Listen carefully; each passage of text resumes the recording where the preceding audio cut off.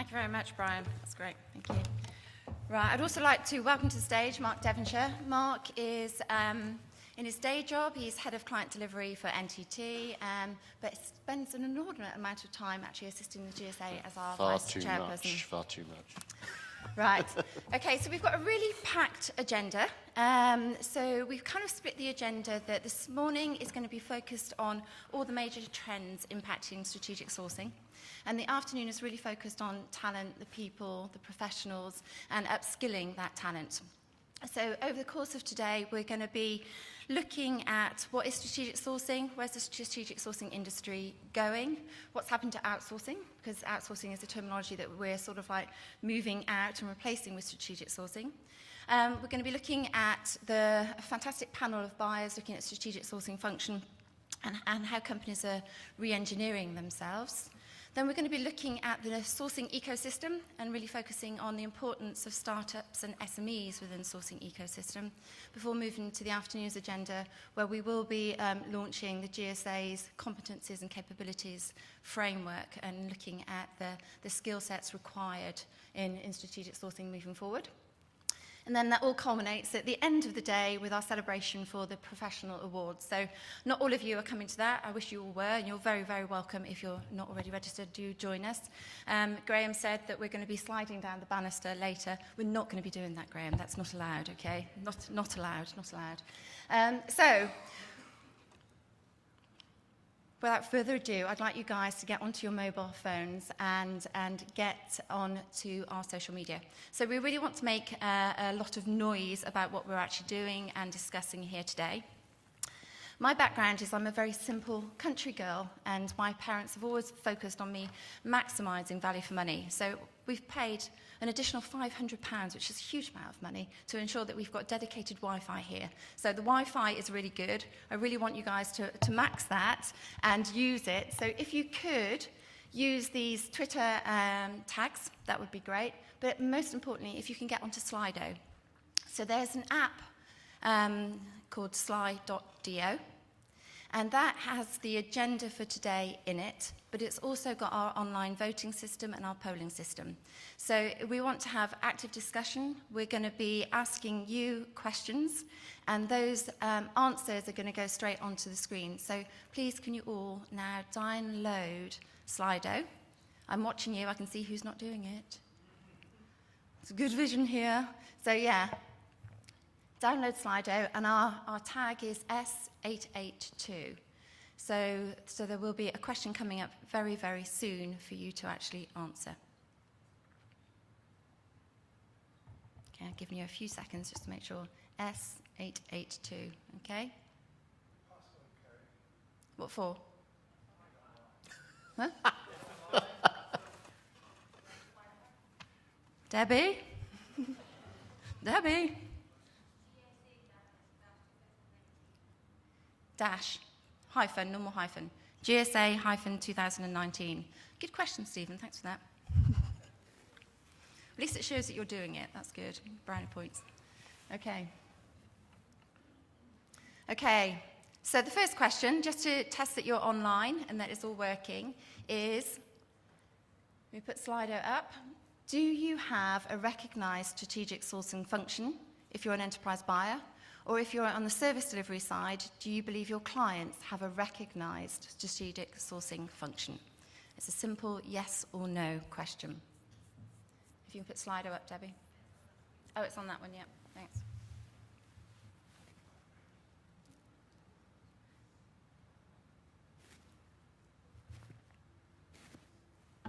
Is it not collating them?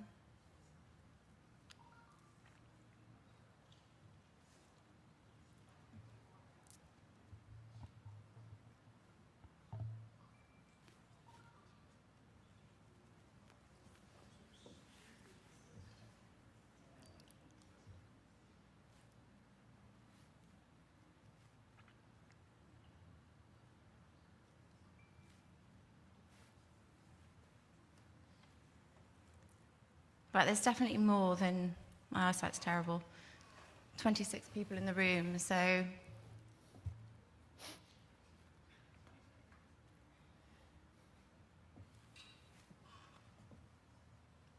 19.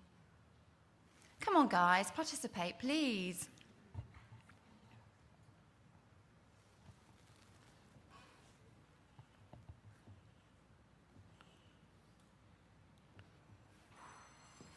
Okay. Will you flash up the results later, Debbie? Thank you. Okay, so for those of you who aren't familiar with the GSA, we're the Industry Association and professional body for strategic sourcing. So in 2016, we rebranded from the National Outsourcing Association because we felt that there was a really distinct move from outsourcing and blue-collar outsourcing towards a strategic sourcing function. So we rebranded from the National Outsourcing Association to the Global Sourcing Association. Our manifesto of what we're trying to achieve for the industry is obviously a very clear vision for the future of the industry. We are the home and the owner of the only standard that both buy-side and service provider-side organisations can become accredited to with the global sourcing standard. So we are pushing best practice and world-class standards in strategic sourcing at all times. We are the professional body, so we're really focused on upskilling the talent of people that work in the industry, but also trying to attract more people into this industry. Unfortunately, this has been, for far too long, very much an accidental profession. So we're trying to change that to being a career of choice through attracting more people into sourcing. Outsourcing doesn't have the best reputation, so we are working constantly to improve the reputation of sourcing and better proving that it adds a huge amount of value to organisations and the government and UK PLC in general. And then to ensure that everything that we do is done in an ethical standard. So these are the ambitions of the GSA, but it's not easy to do in a world that is constantly being disrupted. Mark. So I think all of you in the room, I think, would say that we are in huge change and the industry is going through the most rapid change that we've ever seen. You've got all the traditional things happening, such as drive for cost savings, risk avoidance, flexibility. You've got huge technical change, so everyone talks automation, everyone talks digital, cloud, innovation. You've got the economics factor, so that thing called Brexit, which probably doesn't affect many in Northern Ireland that much, fierce competition and things like GDPR. And then you've got change in all of the contracting models. So we're seeing contracts become shorter, ecosystem become more prevalent, pay-as-you-go type contracts. So that's all happening in the marketplace. And we've also got a few other things that are happening which will probably affect this world. And hopefully not this guy, depending upon your politics. But there we go. So we're just going to show a short video which covers some of the technology change that we're about to go through, or we are going through.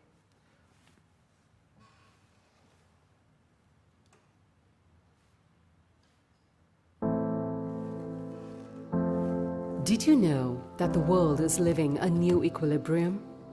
There are more engineers on the planet than total labor force in North America. And still, shortage of skilled engineers is one of the factors restricting global growth.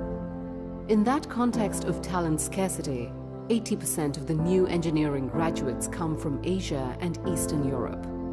There are more people in India with high IQ than the total active population of the USA.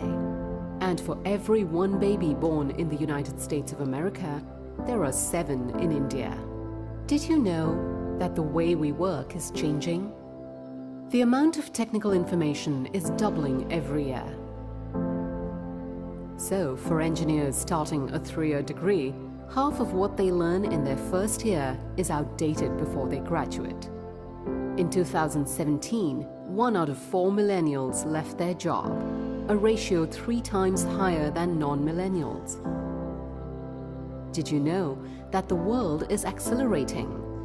The number 1 spender in R&D in 2011 is now number 12. Meanwhile, Amazon, the new number 1, increased its R&D spending tenfold, up to $23 billion a year. 70% of CEOs set innovation as their top priority, yet only 16% of them believe their company is stronger than peers on that field. 50% of the once Fortune 500, which were removed from the list since 2000, blamed the digital revolution. Did you know that we live in exponential times? If the time humankind lived in this world were reduced to a day, the last 2 seconds would have generated 90% of its data.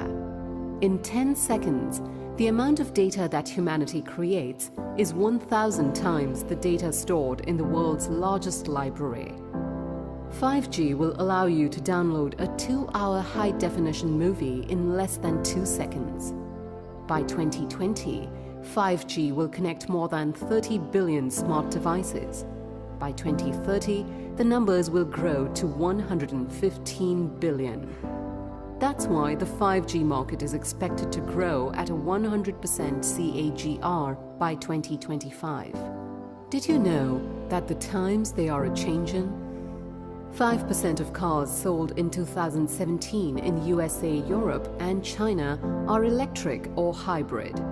This will be 60% in 5 years and 95% by 2030. Software is really eating the planet. A fully autonomous car would have 1 billion lines of code, half of Google's entire code base. 18 million of these cars with a self-learning AI will be sold worldwide in 2030. R&D spending on software grew 65% over the last 5 years, and 75% of the ER&D services growth by 2022 will come from embedded and software engineering. Did you know that size matters? There are over 100,000 ER&D service providers on the planet. Okay, thank you. So I thought that was a quite interesting presentation full of lots and lots of stats that comes across much better than us standing here and reading that to you. So obviously, really, really dramatic change. I've been talking about outsourcing and where it's been going for the last 15 years, and the amount of change we're seeing on a daily basis is obviously exponential now. So we are an industry in flux, I think. There's so much going on. Buyers are being begin to lose their market share to new digital entrants that are coming onto the stage. Everything's becoming hyper competitive, and I don't think the buyers are able to address their changes quickly enough, largely because the models that they've been using with their service providers are now significantly outdated. So everything's changing in the world of sourcing. Contracts are getting much, much shorter. Notice periods are getting much, much shorter. The way that contracts are structured is no longer based on the FTE model, is now focused very much on a risk and reward and outcome-based model. So the relationships between buyers and service providers is a completely different ecosystem than we've seen before. It always used to be one major service provider working with the buy-side client. Now we're seeing a really, really complex ecosystem of partners working with a very, very long, complex supply chain. So lots and lots and lots going on, and the skill sets that we actually need to manage these arrangements obviously completely different today than they were before. So we are seeing an industry in flux, as I said. So at the GSA, we run a satisfaction survey every year, and that actually looks at how satisfied are our enterprise buyers with their service providers. And sadly, we've been on a downward trajectory for a number of years. So what I'd like to do now is just actually look at a quick Slido rating to say how satisfied are you with your service providers on a scale of 1 to 10? Or if you're actually a service provider, how satisfied do you think your clients are with you? And see if we're still on this downward trajectory or whether we're actually going in a more positive direction. So if you get onto Slido again, hopefully it's working this time, Debbie. Yep. So what were the results last time?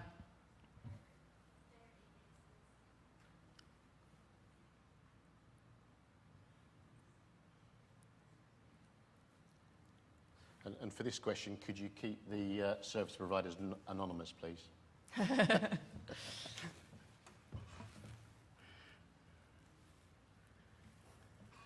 you read that? Yeah. 7. Well, we're definitely a lot more positive in this room, so that's good. We're going back up, which is fantastic. So hopefully by the end of today, once we've imparted all of our knowledge, then everyone will be performing in a much better way. So just interesting to see. So we know that satisfaction's been on a downward trajectory. We were then absolutely hit with the collapse of Carillion. So when Carillion collapsed, which is a massive service provider to the British government, the headlines went crazy, and we had so much negativity about outsourcing and what was actually going on in the industry. So we realised that we needed to do something about that and called time on old school outsourcing. So for the last year and a half, the GSA has been running a programme called #Reshaping Sourcing, which has been focused on making some significant changes to the traditional ways and approaches of outsourcing. So I'll come on to that in a minute, but we'll also then quickly look at where the dissatisfaction is with old school outsourcing. So from the buyers, for the buyers' perspective, they have been, sorry, do it the right way around. So they have been advised, well, we've been advised that our service providers are dissatisfied with our buyers on a number of factors. One is that they're not very good at aligning the business objectives for their own business objectives with those of their service providers. They're not as good at relationship management as they should be. They say they want to focus on outcomes, but they end up focusing far too much still on outputs. They don't necessarily understand their own processes, and they're not that good at collaborating. So those are some of the areas of dissatisfaction with our buyers. Mark, on the service provider side? Yeah, anything further to add from any of the buyers in the room? Jim must have a comment, I'm sure, but there we are. We'll reserve that. From a service provider perspective, I think there's lots of challenges around relationships, but if you look at some of the challenges that I and other colleagues face within the room, it's certainly around how do you deliver services and link that to the value that the end client gets. So we get stuck in that transactional model rather than the value-based model. Clients consistently ask for innovation. The counter to that is a lot of clients consistently beat the price out of any contract to not enable innovation as well, which is a challenge. I think quality of staff and talent is just a general issue within our marketplace today. So we face huge skill shortages across the whole business, and clearly the supplier base has that challenge in it, and the buyers expect organisations to come to the table with talent, constantly refresh that talent, constantly train that talent, but in actual fact, we're short and lacking in terms of that area. And then I think the last one is transparency. So a lot of contracts are black box, if you like, and the transparency isn't there, and buyers constantly want to test that and check that. In a regulated marketplace, it's even more prevalent in terms of how you do it, and I think we're also seeing that in terms of some of the cloud contracts that are now being let, in terms of where does data reside, how does data get managed, how does data get shared in some of those contracts. So transparency is a big ask and a big request, and a big challenge for the service providers. Thank you. So jumping back again to the Reshaping Sourcing programme. So what we've been doing at the GSA is really looking at how we believe the sourcing industry needs to change. So we've been running 5 working groups on the pivotal areas. So we've been doing work on proving the value of sourcing. So we've now developed a significant repository of case studies and moving towards actually having some strong empirical data that proves that outsourcing works and delivers value. We've created something which we call a Sourcepedia, which is a language set that really defines what we see as strategic sourcing and the terminology that we want the industry to use, which is much more focused on a language set based around partnering, collaboration, adding value, rather than the old language set, which really was focused too much on cost cutting. We've been doing a lot of work, and both Jim and Joe will be coming on to that later on this afternoon, on the competencies and capabilities of the strategic sourcing professional and the skill sets that we believe they need to have as they move forward in their careers. So a lot of work on developing the competencies and capabilities, but also a lot of work on trying to attract more people into the industry. Doing work on, obviously, automation and the digital workforce. So we've developed a version, an abbreviated version of the Global Sourcing Standard, which is focused as a lifecycle model towards how organisations can address their automation programs to best practice. And then again, another repository of evidence that shows automation working in practice and the value that it can actually bring. Contracting models, I've had a team of 35 lawyers sitting around a table, including those actually from the law firms, working on GSA standard terms. We believe that contracts need to be much simpler. So by the end of 2019, we believe that a sourcing contract needs to only be 4 pages long. So everything is moving, 80% of the contract is moving towards standard terms, and that's something that the GSA is going to be publishing by the end of this year, and that all of our members obviously are going to be invited to use. So there we're looking at new contracting models, best practice and guidelines on how to contract in automation, how to do agile contracting, and evolving intellectual property. And the last thing that we've been really focusing on is how important technology obviously is to this sourcing professional. So we don't talk about IT outsourcing anymore. We talk about technology-enabled business service delivery. So we believe it's of paramount importance that the sourcing professional understands all the techs that are evolving and coming to the market and how they can actually bring those techs into their strategic sourcing arrangements, either at time of RFP or even mid-arrangement. So we've been running a whole program of introducing the new techs. So we've been looking at blockchain, Mark, we've been looking at cloud, we've got 5G and sensor technology coming up. Yep.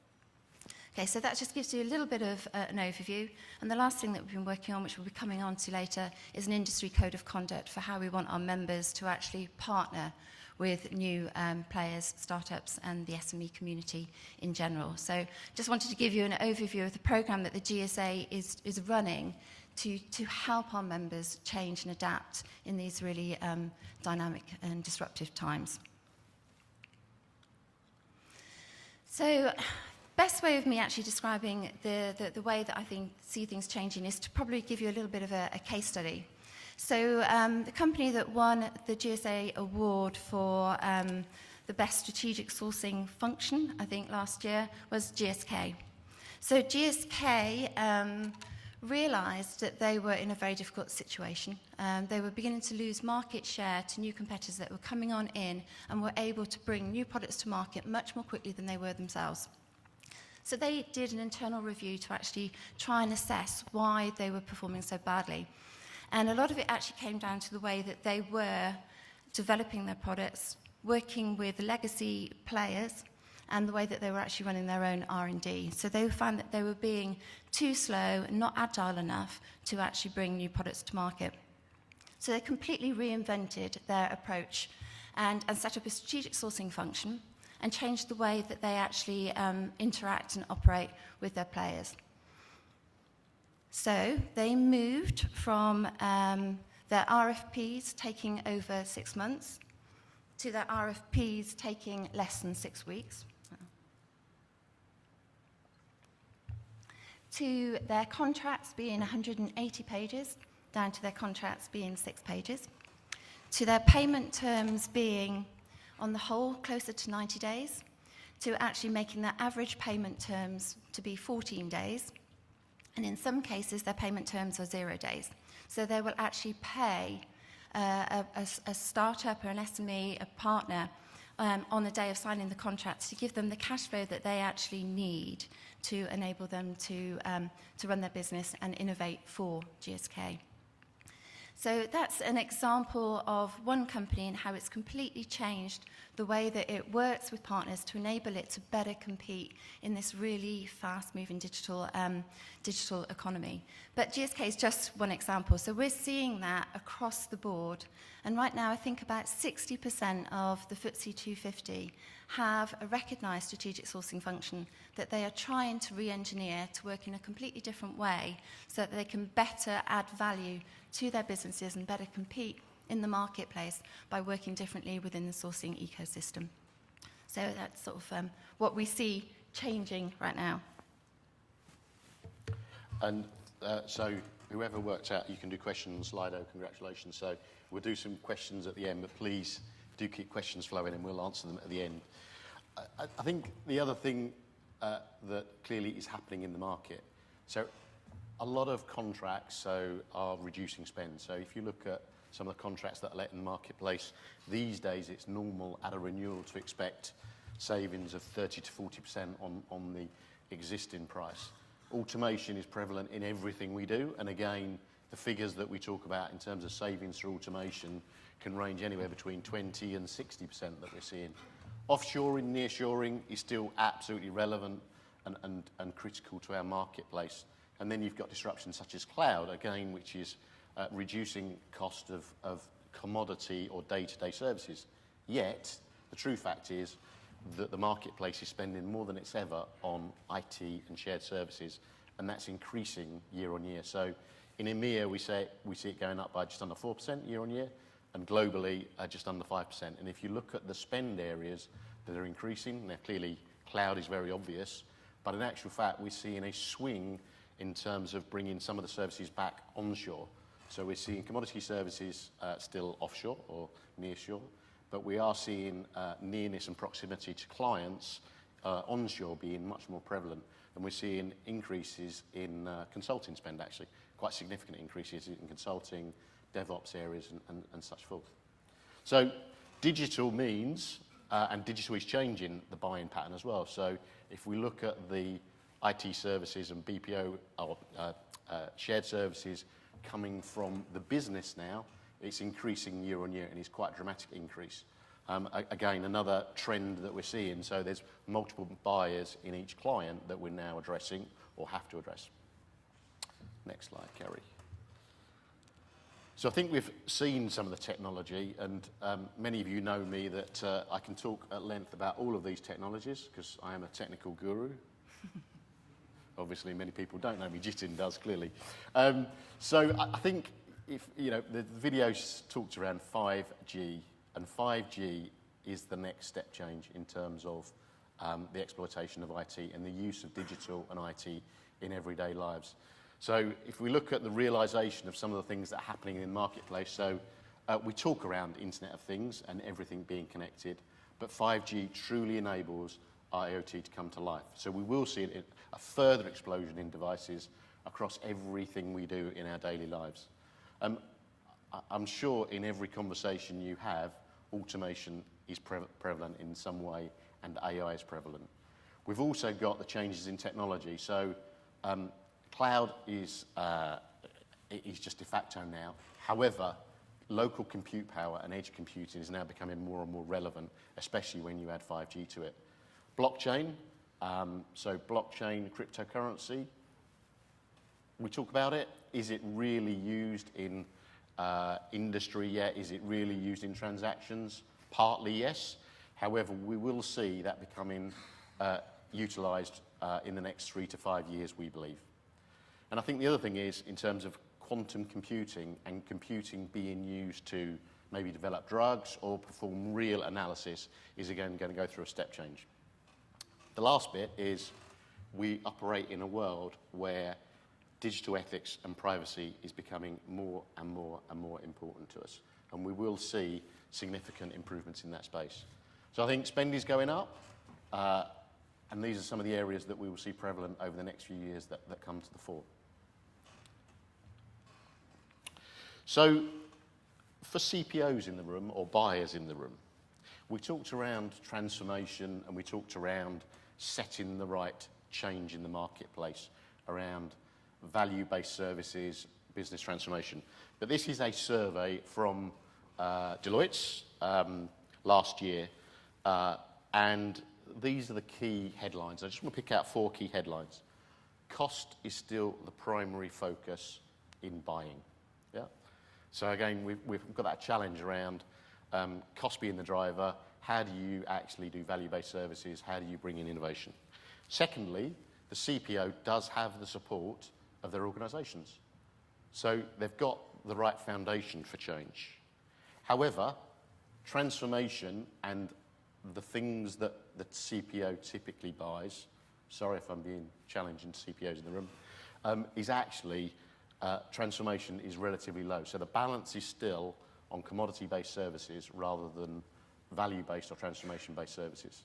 And then also, if you look at the percentage of spend currently, tech percentage, i.e. true innovation spend in organisations, is still low, okay? So that's what we're seeing in the marketplace. I think from a CIO perspective, these are some of the... Next slide, Kerry. Sorry. These are some of the challenges affecting CIOs.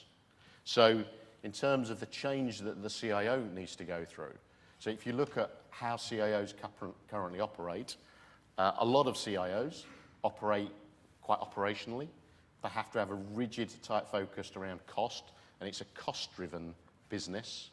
And if you look at some of the headlines from this, clearly over the next 5 to 7 years, CIOs will move to value creation, so we're seeing that already. They will oversee technology change. So the balance currently that we see is that technology and innovation is driven more from the business and in proof of concepts and small projects in the business that then get inherited in IT. And we see the CIO shifting in terms of taking that on and challenging the business to make sure that the technology change is owned by the corporate function. And I think the last point is in terms of the CIO. So what will the CIO of the future be? It has to be at the heart of digital. Is it today? Question mark. And it has to be at the heart of revenue generation, not just about cost. So we are seeing the CIO role changing. Next slide. And lastly, these are some of the things that we believe will happen. So we're already seeing the Chief Marketing Officer become the Chief Digital or the Chief Data Officer. That's already happening. We're seeing the Chief Sales Officer, because sales is a dirty word, be more output-based and focused, which is around revenue and growth. We're seeing the COO become a Chief of Staff, or in the financial services industry, a Chief Admin Officer. But what does a CPO become? And we've had various discussions and various workshops on this, and the discussion actually moves to more value-based, more value-adding at the heart of the organisation around transformation. And key to that is the partnerships and the alliances that they bring to the organisation that add value to their clients' customers. So we believe that the CPO, we'll start to see them become Chief Partnerships Officers rather than Chief Procurement Officers. And the last point is on the CIO, what will they become? Well, moving again up that value chain, owning transformation, owning technology. So we're seeing quite a few CIOs being renamed actually to become a CTO, Chief Technology Officer, or more enabling in terms of business change, in terms of Chief Transformation Officer. So before we go on to the panel, and we're probably running over time slightly, but we have got a few questions. What is a CIO? Chief Information Officer. And the question before that, with the drive for companies to utilise cloud, how do companies manage concentration data risk with key suppliers, i.e. Google, AWS? I guess that's come from a financial services background, is it, maybe? Maybe? Nah. Anyway, interestingly, we had a session actually that AWS hosted about 6 weeks ago around cloud utilisation and how do you contract for cloud, how do you manage cloud. And I guess it didn't answer that question in its entirety, apart from the fact that how do you actually currently manage the concentration or data risk with your current suppliers? And if you look at current suppliers and you look at the scale of some companies like Google and AWS, the scale that they are providing now and the way that they are growing and the way that they are tackling regulation, the way that they have to tackle regulation is becoming so critical to their business that I think the conclusion or summary from that session was these companies are actually better at doing it than the traditional providers of such services. Now, clearly, they're going through a change in terms of transparency, but they are talking to the regulators, certainly in the UK and Ireland and across Europe. They're talking to the regulators on a daily basis because they're having to prove to the regulators around data transparency, around data location, around data archiving. So I think my challenge back on that would be, in actual fact, that is being dealt with. It is being dealt with in a large-scale manner because of the scale of these companies' growth. Yeah, and we also have AWS speaking this afternoon. So the guy that is the guru on cloud economics will be doing a brief presentation on that. So I'm sure you can collar him in the break. So right, that's it from us. All I wanted to close with... One more question, Kerry, for you. All I wanted to close with is, although there is a lot of change, there's a lot of opportunity. And I think the opportunity is incredibly exciting for companies that are willing and ready to make this change. So I hope you enjoyed today's conference. Please do get on the Slido. That is our way of taking questions and responding to any issues and queries that you have.